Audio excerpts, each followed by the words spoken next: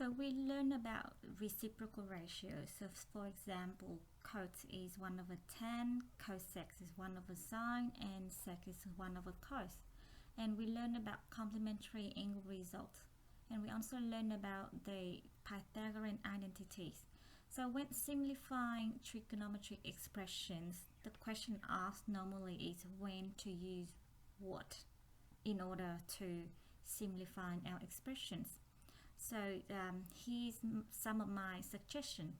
So if you see that you can use reciprocal ratios, do it straight away. So for example, in example 1 here you have cosec. I'm not going to use cosec. I'm going to change it to its reciprocal ratio straight away, which is in this case going to be 1/sin. Okay. And if I see angle that are complementary, mean add up to 90, then I'm going to use complementary angle results. So for example, example number 2, I see that 62 and 28 make 90 degrees. So suggestion could be that you might be able to use the complementary angle results. And whenever you see squares, let's say sine square, cos square, tan square, and so on, then you should think about whether you might be able to use the Pythagorean identities or not.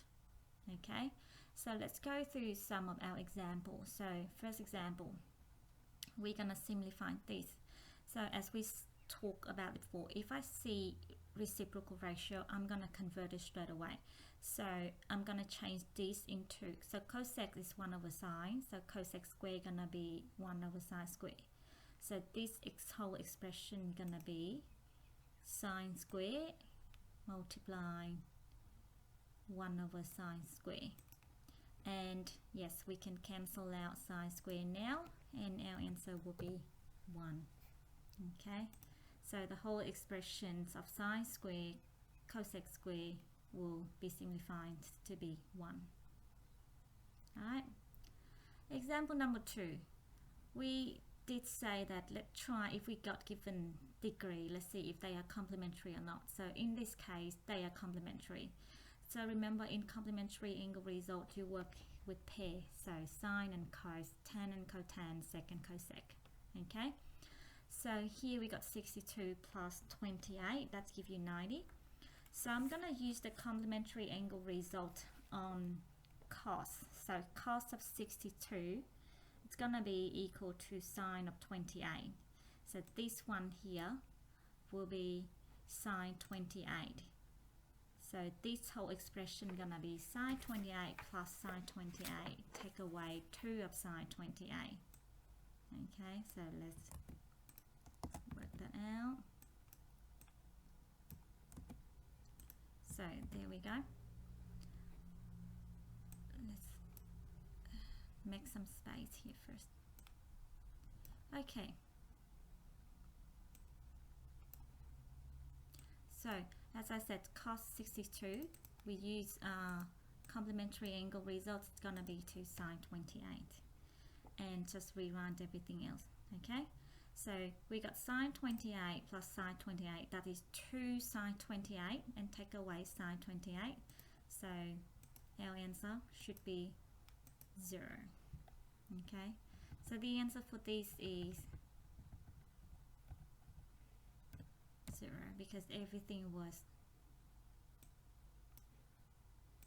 taken away.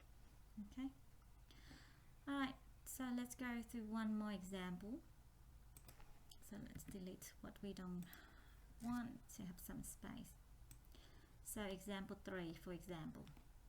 Okay, example 3. So we have a reciprocal ratio here, cotan, which is 1/tan, but we can also make it into cos over sine. Okay, so I would prefer just to work with sine and cosine. So if you see cotan, convert it into cos and sine, and if you see tan, make it into sine over cos. And here cosec is gonna be 1/sin. So this expression is equivalent to this. Let's move our example to number way. So this here will be cotan is cos over sine, and cosec is 1/sin. Okay, now we're gonna use algebra skill to simplify this now. So we have the same denominator here, which is sine square. So same denominator, we're gonna bring the fraction, the numerator together, and they have the same denominator. Okay, and here we got cos and 1. So this is when we think about our Pythagorean identity. Okay, if you see square and number 1, that's good to try. Okay, so one of the basic identity that we know is cos square plus sine square equal 1. So from here I can rearrange to get an expression for cos. Okay, so cos square is gonna be 1 take away sine square. So I'm gonna change cos square, not the whole thing, just cos square, into 1 take away sine. Okay, so it's gonna be 1 take away sine. So just to highlight where I get that from. So cos square becomes 1 take away sine from our Pythagorean identities over here that we use. Okay, so this expression is equal to this now. And yeah, 1 take away 1 is gone, and we have negative sine square over sine square. So basically our answer is negative 1. Okay, so again, the tips is to change everything to sine and cos if possible. And when you see the angle that look like they are complements, so just add them up and see if they're 90 degrees and try to use the complementary angle result.